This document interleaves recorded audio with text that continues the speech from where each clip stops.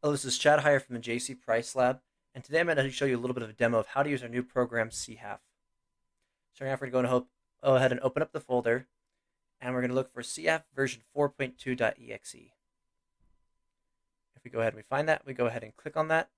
It'll open up our GUI. I'm going to drag this over. As well as it comes with a command line that will be useful for checking where we're at in the runs. First off, we're going to go ahead and set our directory.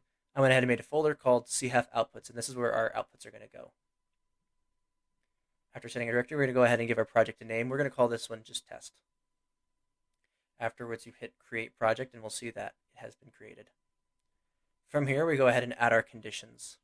For our first condition, we're going to go ahead and add serum TMT sample. And this one's going to have one replicate and will be a chemical denature assay. Notice we have 10 concentration points, and those are the different molarities that we have listed there. For this specific example, we're going to go ahead and turn on rep graphs and graph combined for just as an example. We typically keep those off and hit create. Looking at that, we're going to have protein peptide CSV and a protein CSV are required for this. These we specifically use from our peaks outputs from mass spec, but any other outputs can be used if formatted properly. So go ahead and get this from our data files folder. We'll drag them over to the project, over into rep1. After we close that, we'll go ahead and hit process, after which we'll see that the condition was created. Then we'll hit return. If we refresh that, we'll notice that the condition was created. Now we're going to go ahead and add our second one. This is a serum IM run right here. This one specifically is going to have 3 replicates, and we're going to maintain chemical denature and the same 10 concentration points, but no graphs this time. Once again, we're going to have to add the proteins and proteins peptides CSVs, and we'll add them to each individual folder. Notice this one is S1 IM, so go to rep1. Likewise, for S2 IM, we'll go to rep2, and S3 IM will go to rep3.